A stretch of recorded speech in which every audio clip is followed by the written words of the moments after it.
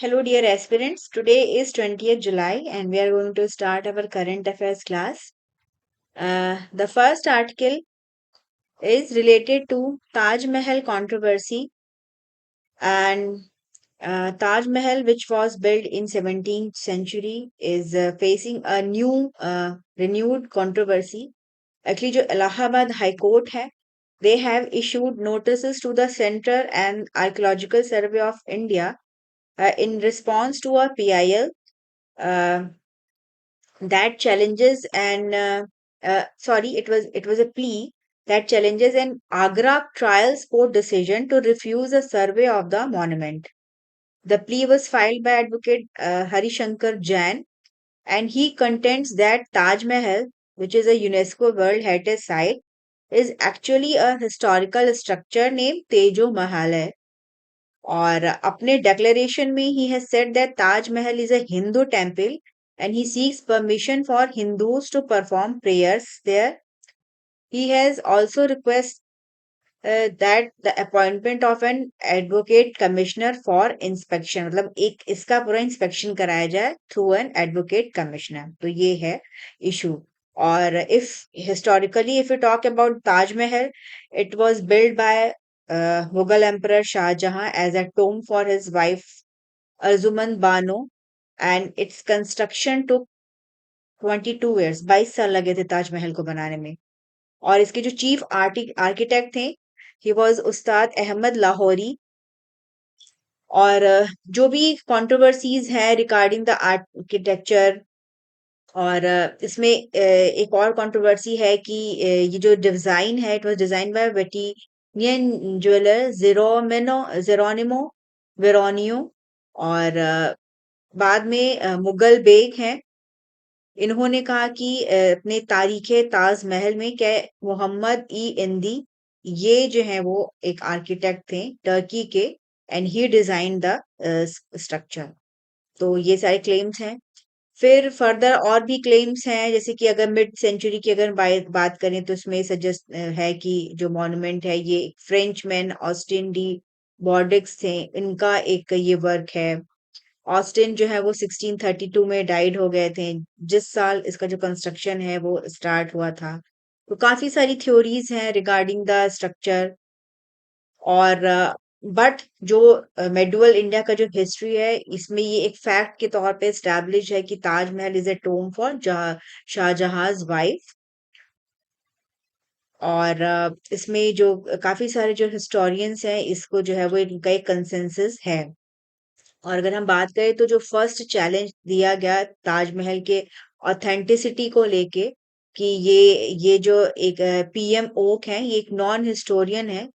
He wrote a book in 1965, Taj Mahal is a temple palace, and he asserted that it was originally a Rajput palace built in 4th century.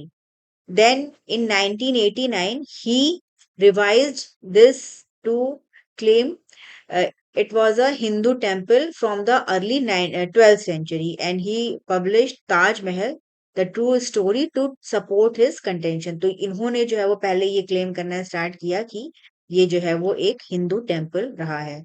और जो historians हैं, they have rejected his claim due to lack of evidence. And in 2000, Supreme Court has also outrightly rejected it. फिर बाद में subsequently जो है वो legal challenges जो है वो कई सारे फाइल किए गए. 2005 में Amarnath Mishra, he claimed to the Allahabad High Court that Taj was a temple built by Chandel rulers in 1189. It was also dismissed. Then in 2015, was a civil suit in an Agra court seeking to declare the Taj Mahal a Hindu temple. It was also dismissed by the court, leading to the current appeal. And on the plea, the Allahabad High Court has directed the center and ASI to look after the issue. मतलब उन्होंने notice provide किया है both the center and ASI. और तो इस तरह की जो कंट्रोवर्सीज हैं ये काफी हैं अभी इंडिया में. और क्या इसका टाइमलाइन था, जो हिस्टोरिकल जो फैक्टर्स हैं वो एएसआई ही इसमें क्लियरली जो है वो बता सकती है। एएसआई की बात करें तो इसने कंसिस्टेंटली कहा है in 2017 that the Taj is a 17th century tomb. इन्होंने क्लैरिफाई किया है और उन्होंने इसके जो कंस्ट्रक्शन और जो डिजाइन था, जो टेक्नोलॉजीज यूज हुआ था, इन्होंने बोला कि ये एक प्री मेडिवल ओरिजिन जो है वो इसका नहीं है, एविडेंस है। और कई सारे अटेम्प्ट्स हुए हैं, तो ये कंट्रोवर्सी अभी बनी हुई है और अब फिर से बैक जो है ये सेंटर और एएसआई के पास भेजा है कोर्ट ने। तो अब देखना होगा किसमें क्या होता है। ताजमहल को, जैसे कि मैंने बताया, कि मुगल एम्परर शाहजहां ने 1631 में बनाया था। ये new seven wonders of the world, इसमें एक ये प्रोमिनेंट सिंबल है इंडिया का, जो रिच हिस्ट्री है उसका। और 20,000 से ज्यादा जो आर्टिसंस हैं इन्होंने इसको बनाया था 1653 में। और अगर हम देखें तो जो भी हमारी हिस्टोरिकल मॉन्यूमेंट्स हैं उनके प्रिजर्वेशन का काम आर्कियोलॉजिकल सर्वे ऑफ इंडिया करता है। तो ये पूरा इशू है। Next article is related to Museum of World, which was inaugurated by our Union Home Minister Amit Shah, Shabdlok at the national library campus. कल इसे जो है वो इसका इनॉग्रेशन किया गया। और he said that country's language carries its heritage and it offers a window into its culture. And he called the museum a step to preserve the virasat or the heritage of India. It is developed by National Library under the aegis of Union Culture Ministry, which is this is the first immersive language museum in the country. तो ये याद रखिएगा, शब्द लोक। और ये celebrate करता है इंडिया का rich linguistic heritage and it showcases the evolution of its oral and written traditions through interactive and technology based exhibitions.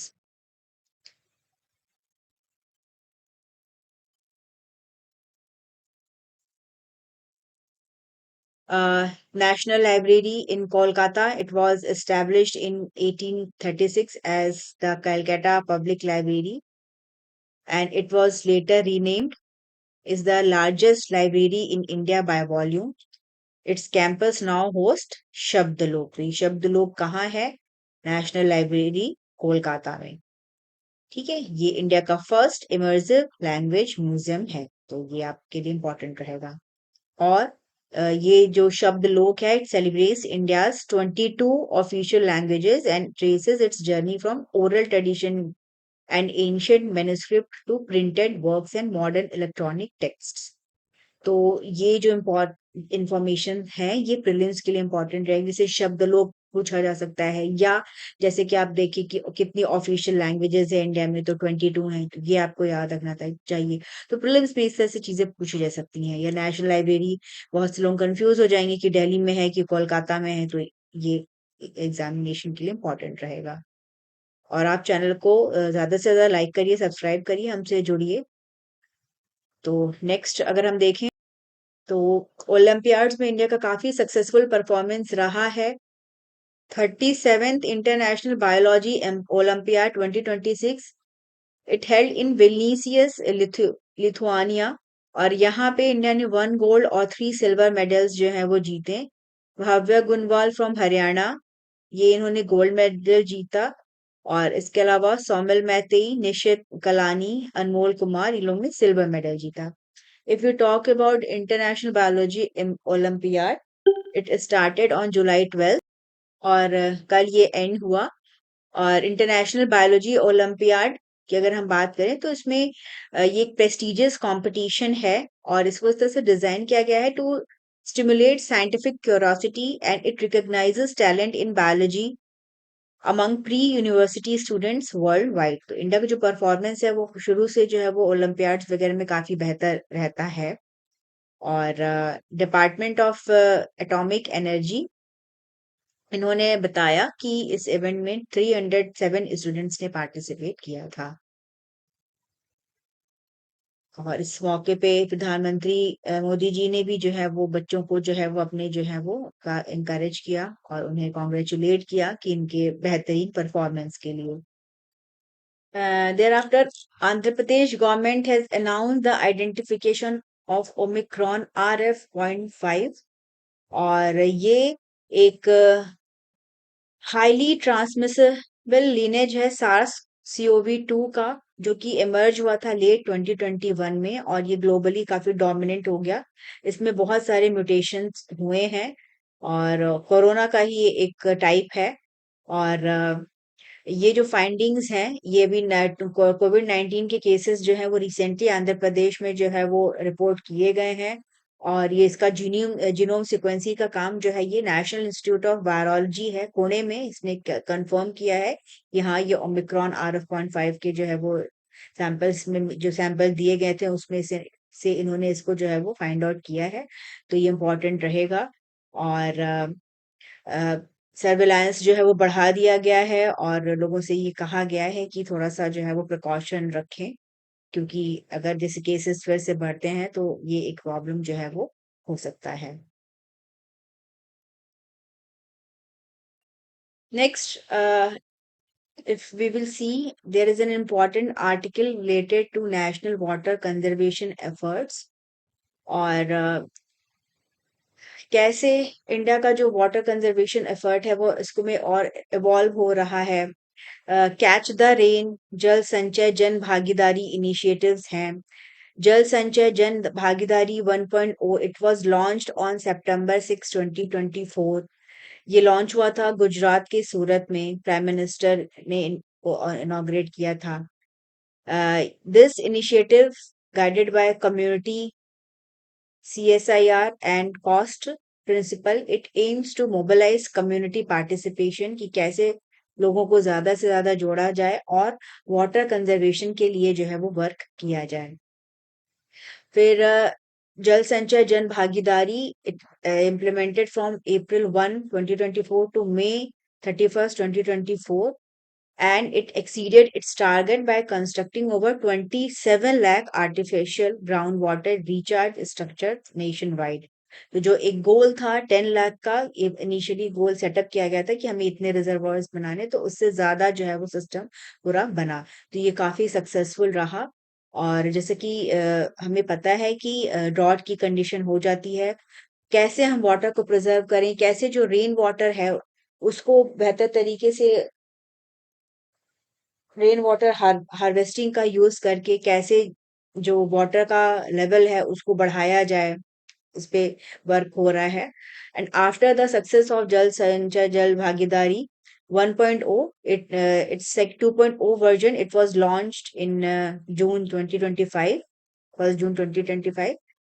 This focus on accelerating groundwater recharge in over-exploited and critical district, मतलब ऐसी district जहाँ पे जो ground water है उसको ज्यादा exploit कर लिया जा चुका है और जो क्रिटिकल डिस्ट्रिक्ट्स हैं जहाँ पे वाटर का काफी शॉर्टेज है वहां पे जो है वो इसमें इंटरवेंशन किया गया। और through this initiative 1.5 crore structures have been reported और ये जो टारगेट था उससे 50% जो है वो ज्यादा जो है वो रहा। If you talk about the latest जल संचय जल भागीदारी catch the rain initiative, it was launch in on 1 June 2026। This initiative enhances the scope of जल संचय जन भागीदारी और ये इंटीग्रेट करता है विद द जल Shakti Abhiyan catch the rain campaign.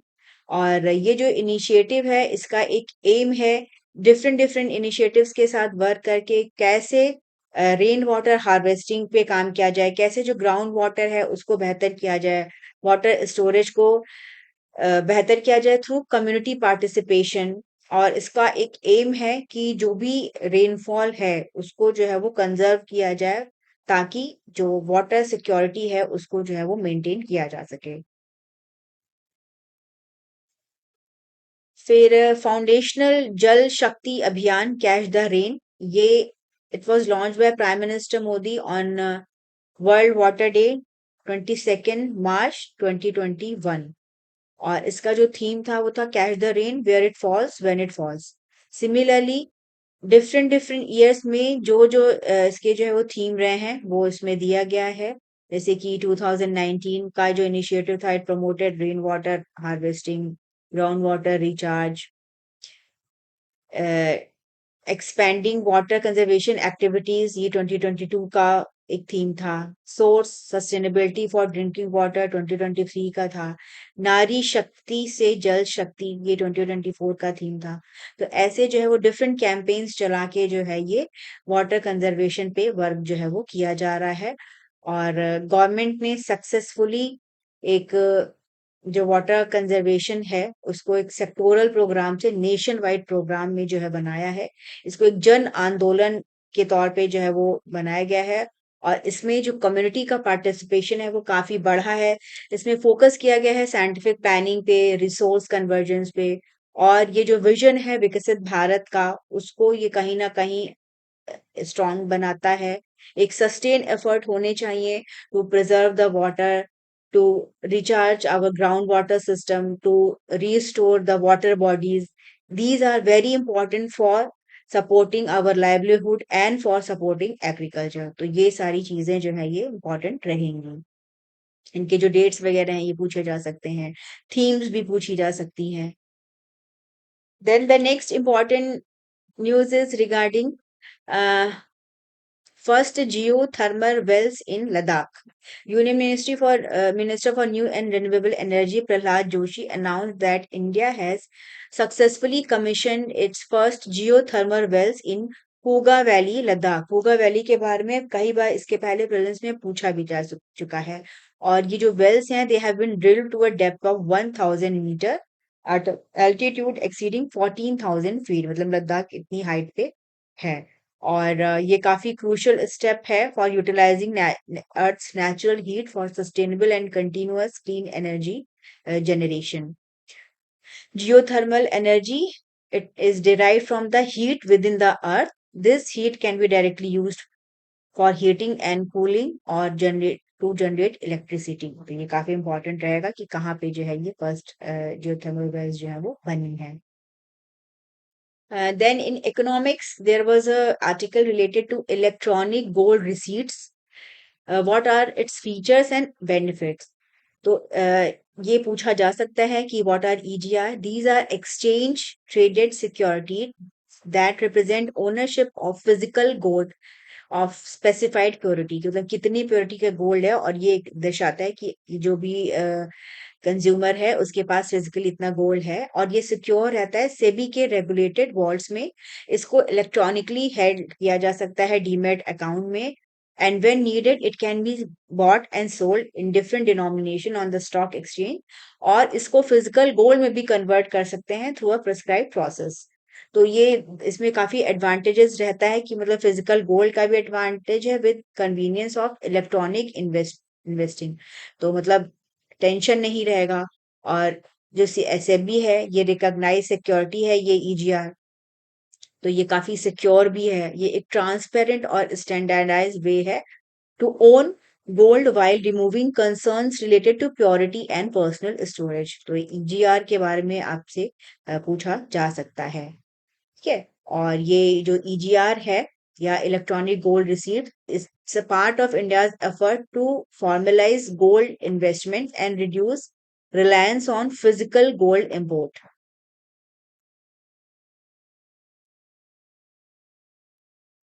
और सेबी ने जो फ्रेमवर्क है फॉर ईजीआर इसको जो है वो अप्रूव किया था in 2024 after recommendation from the government to create more transparent gold market. और इसके अलावा गोल्ड एक्सचेंज ट्रेडेड फंड्स हैं, लेकिन ये डिफरेंट होते हैं ईजीआर से by being directly backed by physical gold health involves and offering multiple denomination, जिसमें कि स्मॉल 100 मिलीग्राम से लेके बड़े जो रहते हैं उससे भी होते हैं ये। और ये रिटेल इन्वेस्टर्स को जो है वो एक्सेसिबल भी होते हैं। तो जैसे इनके बारे में भी पूछा जा सकता है, तो ये इम्पोर्टेंट रहेगा। फिर प्रेसिडेंट द्रौपदी मुर्मू ये अपनी 3 नेशंस की विजिट पे गई हैं to Moldova, North Macedonia and Romania. और हर visit will strengthen the bilateral ties with these countries. First destination is Moldova, and it is the inaugural visit of an Indian president to the country, मतलब पहली बार जो है वो इस country में कोई इंडियन प्रेसिडेंट गई है। और इसके अलावा ये नॉर्थ मैसिडोनिया जाएंगी जुलाई 21 और 22 को। और ये भी एक फर्स्ट है for an Indian presidency. At the last she will visit Romania from 23 to 25 July. तो जैसे कि ये जो तीनों कंट्रीज हैं, इनका जो लोकेशन है ये इंपॉर्टेंट रहेगा। Moldova is a east country in Eastern Europe. North Macedonia is a country in Balkan Peninsula, southeastern Europe, and Romania is a country located in southeastern Europe. तो ये तीनों कंट्रीज का लोकेशन आपके लिए जिसे पूछा जा सकता है, ये विजिट भले ही ना पूछे बट ये पूछा जा सकता है, या अगर ड्यूरिंग द विजिट उन्हें कोई रिकॉग्निशन या कुछ अवार्ड दिया जाता है तो that will be also important. Then there is the news regarding the 58th International Chemistry Olympiad 2026 and it took place in Tashkent, Uzbekistan। और यहाँ पे फर्स्ट टाइम इंडिया के 4 स्टूडेंट्स हैं, इन्होंने गोल्ड मेडल जीता। तो ये it is the best performance by the country, और ये पहली बार इनका ऑल गोल्ड जो है वो रहा है इवेंट में। और इसमें जो गोल्ड मेडलिस्ट हैं ये हैं देवदत्त प्रियदर्शिनी उड़ीसा की, हर्षित सिंगला मंडी पंजाब, कबीर चिल्लर from Delhi and Sandeep Guzzi from Hyderabad Telangana. तो अगर ओवरऑल कंट्री का देखें तो इंडिया की टॉप पोजीशन रही jointly with China, Vietnam and individual participant group from Russia. तो ये है तो इंडिया का दोनों ही ओलंपियाड में बायोलॉजी में भी और केमिस्ट्री में भी काफी अच्छा परफॉर्मेंस रहा है। फिर अभी एक बुक रिलीज हुई कल, एक the e book title unbroken my battle with cancer and the will to lead. इसे ऑथर किया है डॉक्टर अखिलेश गुप्ता ने। तो बुक का नाम और ऑथर का नाम जो है वो इम्पोर्टेंट रहेगा। और he is a cancer survivor and he previously served as senior advisor in Department of Science and Technology. Then there is an important article related to Skyroot's Vikram 1. Or as we know that on 18 July, Hyderabad-based film Skyroot Aerospace launched its Vikram 1 rocket from ISRO's first launch pad at Sriharikota. It is a 7-story tall vehicle. It was lifted off and after a flight of just over 15 minutes, it placed its payload into an orbit which is approximately 450 kilometers above Earth. This mission was named Agaman, which is it means arrival. It is derived from Sanskrit. Or India is the only third country after USA and China, whose private industry can reach orbit using its own launch vehicle। तो ये काफी important है। और ये जो विक्रम 1 है, इसमें काफी एडवांस्ड मैन्युफैक्चरिंग टेक्नोलॉजीज का यूज किया गया है। इसकी जो इंजन है ये 3D प्रिंटेड है। That is a process that uses a laser to fuse metal power layer by layer. ये बोल्ट्स, सील्स और जॉइंट्स का जो कन्वेंशनल होता है ये उसको हटाता है। और स्काई रूट ने अपना रमन इंजन टेस्ट किया था 2022 में। ये एक फुली प्रिंटर इंजेक्टर है और इससे भी जो मास और जो कंपोनेंट्स हैं उसमें काफी जो है वो कम हुआ है। जो मैन्युफैक्चरिंग टाइम है वो काफी उसमें कम लगा है। और अगर इसमें देखा जाए तो ये जो रॉकेट का एयर फ्रेम है ये बना है फ्रॉम कार्बन फाइबर कंपोजिट। ये 5 टाइम्स बेटर इसकी स्ट्रेंथ है पर unit weight of aerospace aluminium और maraging steel. The stage 1 is India's longest single piece composite rocket stage. Vikram 1, it is a 22-meter 4-stage expandable rocket. इसमें 3 solid fuel stages हैं and a restartable liquid orbital adjustment module which is capable of carrying 350 kilogram, मतलब orbit में ये 350 kilogram तक का जो है वो पेलोड लेके जा सकता है। और इसको इस तरह से डिजाइन किया गया है कि ये स्मॉल सैटेलाइट्स को भी रैपिडली लॉन्च कर सकेगा। इसके अलावा the rocket carried 5 working payloads that are embrace. It is a robotic arm demonstrated by Cosmoserve Space for space debris capture, Solaris from Graha Space, Skyroot का स्कोप एक्सपेरिमेंटल सैटेलाइट है, और 2 deployable technology demonstrator हैं जो कि एक German firm है डिक्यूब उसके हैं। और इसके अलावा जो इसका एक और स्पेसिफिक पॉइंट है वो है कि इसमें एक लैब ग्रोन डायमंड जो कि लोटस शेप का है वो भी लेके गया है। साथ ही साथ 18 कैरेट गोल्ड माइक्रो रॉकेट है that is bearing rice grain sculptures of three renowned scientists of India, uh, Vikram Sarabhai, Raman, C V Raman and APJ Abdul Kalam. तो ये काफी जो सक्सेस है स्काई रूट का, ये पायनियर है in India's private space flight, holding both the sub orbital and orbitals first. तो ये इंपॉर्टेंट रहेगा। और ये जो आगमन मिशन है ये काफी एक शिफ्ट दर्शाता है स्टेट डोमिनेटेड स्पेस प्रोग्राम से मार्केट ड्रिवन इकोसिस्टम को ये एक दर्शाता है। और इंडिया का जो स्पेस सेक्टर रिफॉर्म्स है it started in June 2020 when the government announce that private players announced the opening of space activities to private players and established in space, that is a single window clearance agency.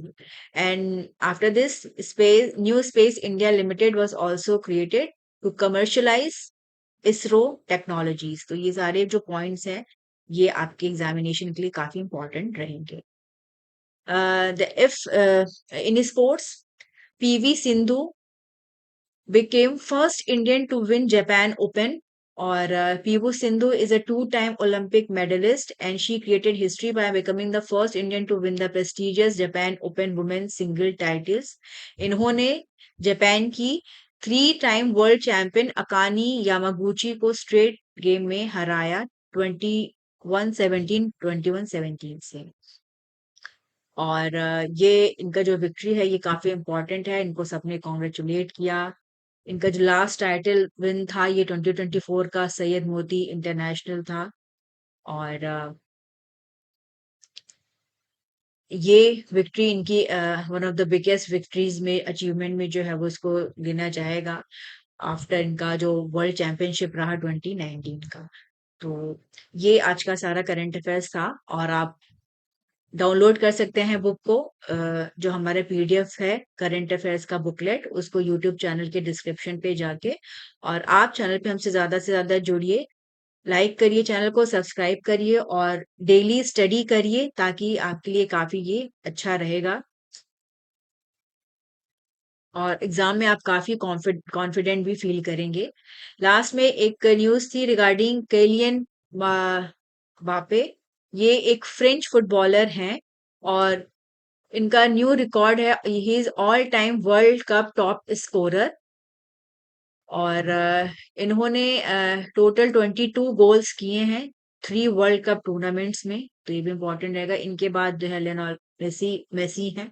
और जैसे कि मैं पता है कि कल रात में वर्ल्ड कप फुटबॉल का फाइनल हुआ और इसमें स्पेन ने अर्जेंटीना को 1-0 से डिफीट करके फुटबॉल का जो वर्ल्ड कप है इसे जीत लिया है। तो ये सारा इम्पोर्टेंट इंफॉर्मेशन था आज का। और आप चैनल पे ज्यादा से ज्यादा हमसे कनेक्ट होइए। Then we will meet in our next class.